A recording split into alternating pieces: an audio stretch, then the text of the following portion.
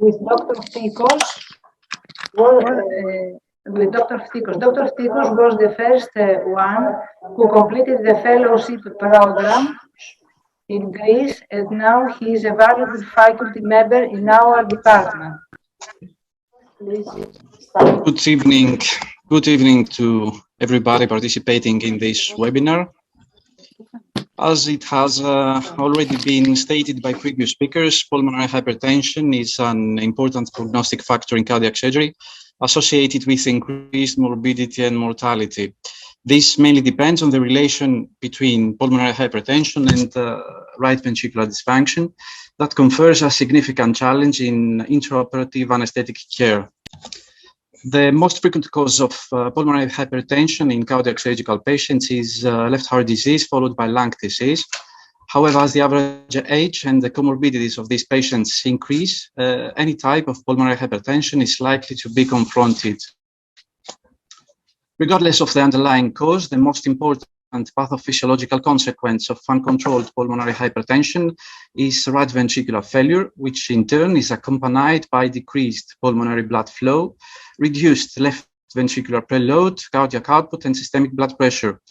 The subsequent drop in coronary blood flow further worsens right ventricular function, and in this way a vicious cycle is established that eventually leads to suprasystemic RV pressures, further decrease in cardiac output, and finally cardiovascular collapse.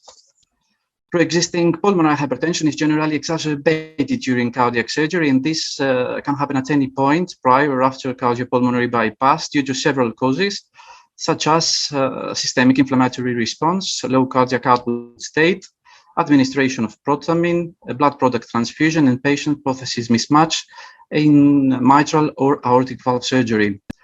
Given the severe pathophysiological consequences that I have very briefly described and the strong possibility of intraoperative deterioration, it turns out that awareness of pulmonary hypertension is very important, and its presence should be carefully evaluated in order to organize the optimal anesthetic management.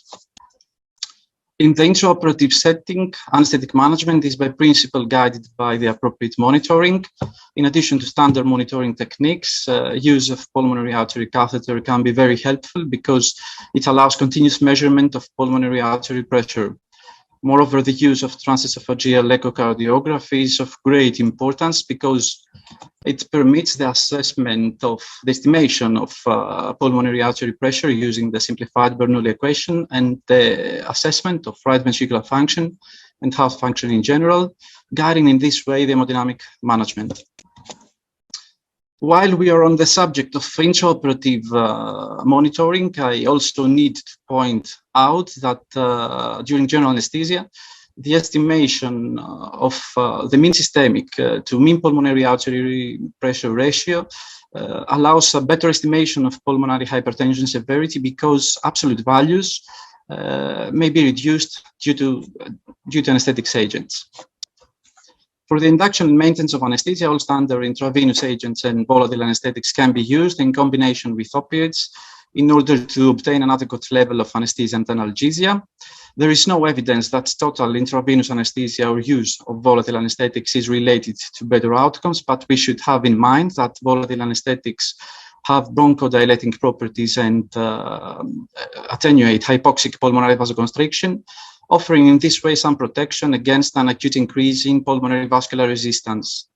Histamine-releasing muscle relaxants such as atracurium should be obviously avoided, while ketamine, in contrast with older observations, seems to be a safe agent not associated with complications related to pulmonary hypertension. In total, a balanced approach of anesthesia characterized by hemodynamic stability is probably the best choice. Regarding the hemodynamic management, the most important requirement is to avoid any factor that could worsen right ventricular function and lead to right ventricular failure, such as increased pulmonary vascular resistance and decreased coronary blood flow that could lead to RV ischemia.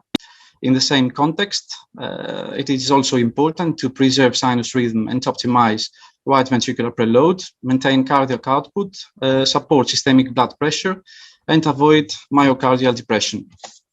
All these goals could be achieved by using non-pharmacological and pharmacological techniques.